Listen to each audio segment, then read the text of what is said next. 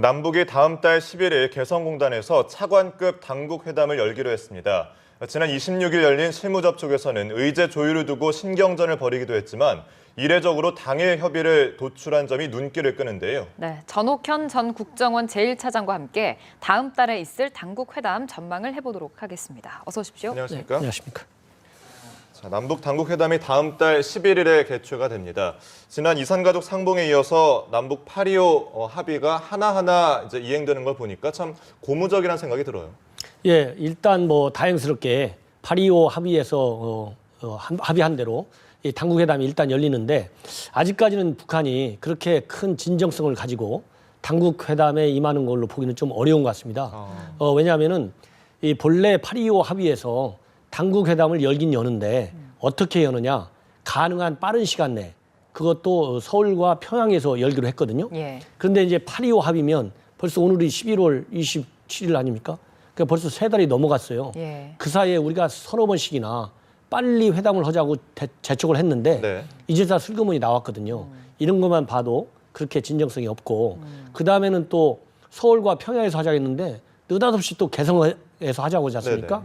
이런 거 보면 과거에 북한이 우리 남북 대화에 나왔던 그런 그 시간 벌기 전략으로 나오는 게 아니냐. 일단 그렇게 의심을 할 수밖에 없다. 이런 말씀을 드립니다. 여러 가지 부분에서 좀 실망스러운 부분이 있습니다만 사실 가장 큰 건 급 문제 아니겠습니다. 사실 장관급 정도는 될 거라고 생각했는데 차관급으로 됐네요. 이유가 어디에 있다고 보십니까? 이제 그것만 해도 본래 이제 우리가 예견한 거하고 달리 북한이 조금 이렇게 삐딱하게 나오는 거잖아요. 근데 이제 차관급 회담하는 것은 이미 우리가 현 정부 초기에 우리 정부가 이제 격에 맞는 회담을 하겠다고 그래가지고 상당히 원칙을 준수했어요. 예. 그러다 보니까 남북 당국 간 회담이 당시에 깨졌거든요. 그걸 이제 북한 측에서도 이미 알고 있기 때문에 자기네가 지나치게 우리 측 요구에 양보하고 두르자니 기존의 대남 협상 전략의 틀이 깨지는 것 같은 그런 손실을 보는 것 같은 느낌을 갖게 되는 것이고 예. 또 우리 측 입장에서도 지나치게 격에 매달리면 지금 오래간만에 어렵게 이렇게 조성된 대화의 국면에서 그렇죠. 우리가 마치 회담을 안 하는 것처럼 비춰질 우려도 있어요. 그렇기 때문에 서로가 격에 있어서는 조금 양보하는 모양새를 취함으로써 이 8.25 합의에 의한 대화의 국면을 깨지 않고 일단 테이블을 열어놓자. 이런 전략이 깔려 있는 것 같습니다. 네. 그런데 실제로 차관급일 경우에는 논의의 범위가 어느 정도인가요? 그러니까 이제 남북 회담은요. 다른 이 국가 간의 회담하고 조금 특이한 면이 있습니다. 왜냐하면 남북 간의 관계는 특수한 관계이기 때문에 다른데 이 격이 차관급이든 장관급이든 또 총리급이든 그보다 더 높은 이 회담을 하기 전에 우리 정부, 북한은 뭐 우리보다 더 심하죠. 사전에 의제마다 어디까지 우리가 강하게 밀어붙일 것인지 또 어디 선에서 양보할 수 있을 건지 아주 훈령을 분명하게 정해가지고 나갑니다. 그리고 어떤 돌발 사태가 있을 경우에 예기치 않은 문제 제기가 북한 측으로 있을 경우에 그때마다 우리 본국 정부로부터 대표단에서 격과 관계없이 훈령을 받아가지고 회담에 임하게 돼 있어요. 그래서 본질적인 차이는 없습니다만은 큰 틀에서는 이 차관급이다 이렇게 하면 차관급 수준에서 논의할 수 있는 범위를 이렇게 미리 회담 협상의 범위를 정할 때 정해줘서 사전에 충분히 이 훈련을 하고 예행 연습을 하고 나가기 때문에 본질적인 차이는 없지만은 조금 실무적인 성격이 이 장관급일 때보다는 더 강한 그런 내용으로 회담이 진행되게 된다. 이렇게 말씀을 드릴 수 있습니다. 예, 사실 이번 차관급 회의에서는 여러 가지 논의를 폭넓게 하겠다라고 의제를 정했잖아요. 근데 우리가 꼭 해야 될 이야기가 있습니다. 우리 측에서는 이산가족 정례화 문제고 저쪽에서 이제 금강산 문제인데 이 두 가지 의제 빅딜 가능성은 어떻게 보고 계신지요? 글쎄 이제 우리 언론에서 그 이산가족하고 이 북한의 그 금강산 관광 재개 요구하고 빅딜 해야 되는 거 아니냐 이렇게 이제 언론에서 많이 보도를 하고 있습니다. 제가 보기에는 이제 언론에서 그렇게 이제 짐작하는 이유가 여러 가지가 있겠지만은 저는 적절치 않다 이렇게 봅니다. 아무래도 우리는 이제 이산가족 얘기를 이번에 시급하기 때문에 빨리 하자 이렇게 얘기해갖고 북한에서는 다른 얘기 안 하고 이번에는 금강산 문제만 직접적으로 상당히 요구를 하다 보니까 그거 두 의제를 적절하게 딜하면 될 거 아니냐 이런 얘기가 나오는 것 같은데요. 본래 딜의 기본 조건은 서로 같은 성격의 문제일 때 딜이 가능한 겁니다. 아, 성격이 다른 이슈를 딜할 수는 없어요. 왜냐? 이산가족 문제는 순수하게 인도적 측면의 문제예요. 우리 남과 북이 공통으로 안고 있는 쌍방의 이산가족을 인도적인 측면에서 해결해 주자 이런 취지의 문제인데 반해서 네. 금강산 관광의 문제라고 하는 것은 이미 남북 간에 합의된 금강산 관광과 관련된 모든 약속을 북한이 일방적으로 파기를 했고 그다음에는 우리 국민을 박광자 씨를 일방적으로 사망케 함으로써 발생된 사건이거든요. 그러니까 이거는 지극히 순수하게 인도적 차원에서 무슨 관광 문제가 아니라 정치적인 문제입니다. 예. 그렇기 때문에 인도주의 성격의 문제와 정치적인 성격의 문제를 딜한다고 하는 것은 성격 자체가 맞지 않다. 그리고 금강산 관광 문제는요. 더 중요한 것은 바로 뭐냐. 북한 체제의 생존과 관련된 문제가 거의 잠재돼 있어요. 예. 뭐냐. 금강산 관광 입장료가 있지 않습니까? 네네. 이게 지금까지 다 현금으로 들어가 있어요. 이게 바로 어디로 가느냐 이 돈이 김정은 체제의 생명력을 말하자면 지켜주는 또 김정은 체제가 지금 핵 경제 병진 노선에 의해서 핵 미사일 기술을 개발하고 발전시키는데 이 돈이 들어가는 겁니다. 또 더군다나 내년에 5차 당 대회가 있지 않습니까? 이 대회를 하려면 북한 주민들한테 선물을 줘야 돼요.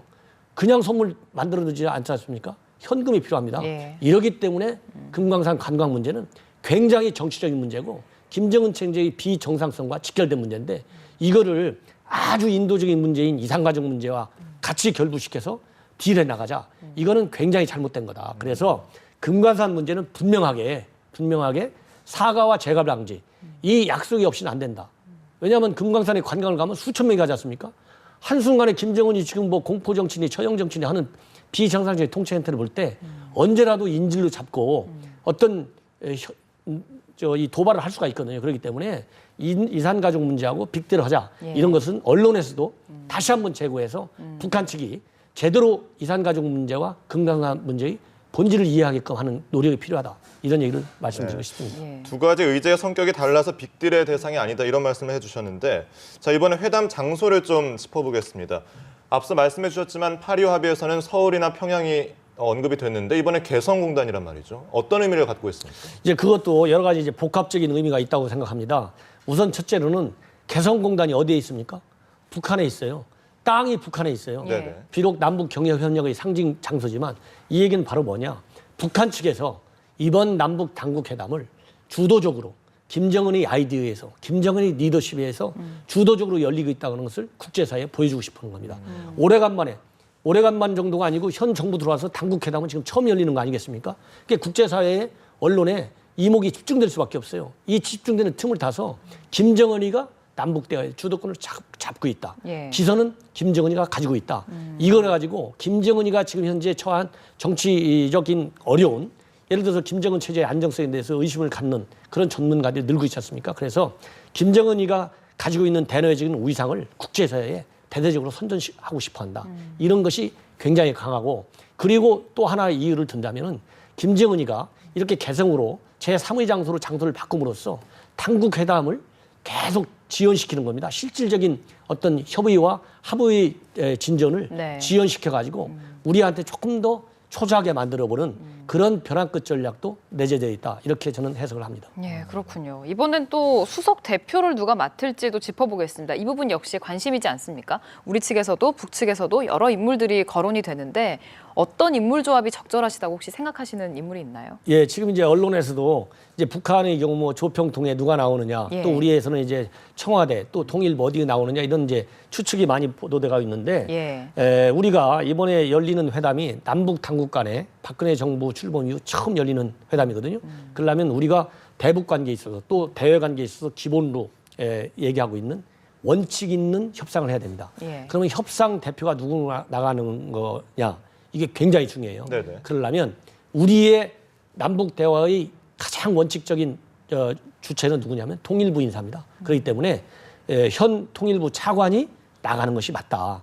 그동안에 고위급 회담이라고 해서 청와대와 저쪽에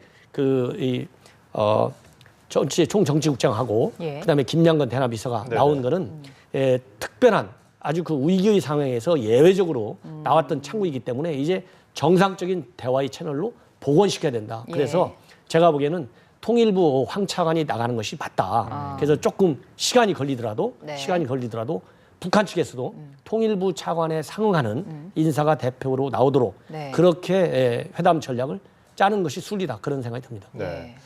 지난 26일에 남북 실무 접촉이 열렸는데 의제를 두고 상당한 진통을 겪었다고 들었습니다. 그럼에도 불구하고 당일에 이렇게 합의를 도출해낸 게 상당히 이례적이라는 평가를 받고 있거든요. 이렇게 남북 양측이 시간을 끌지 않았던 이유는 어디에 있을까요?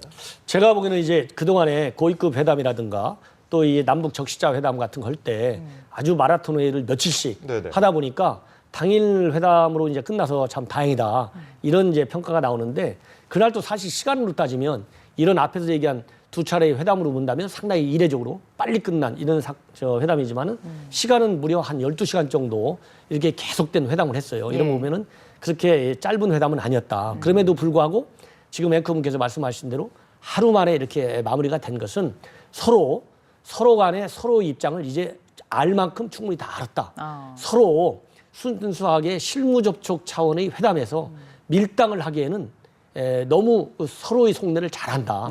이런 측면이 이제 하나 있고 두 번째로는 이제 무슨 얘기냐면은 이 장관급과 같은 고위급 회담이 아니기 때문에 차관급 수준에서 협상을 하기로 합의를 봤기 때문에 또 회담이 빨리 나왔고 그리고 마지막으로 하나는 우리 측에서 이 회담의 모멘텀을 이어가는 것이 더 중요하지 않느냐. 그래서 일단 회담 테이블에 북한 측이 나오도록 유도를 해서 우리가 설득할 수 있는 시간도 우리가 버는 것이 우리가 더 유리하다.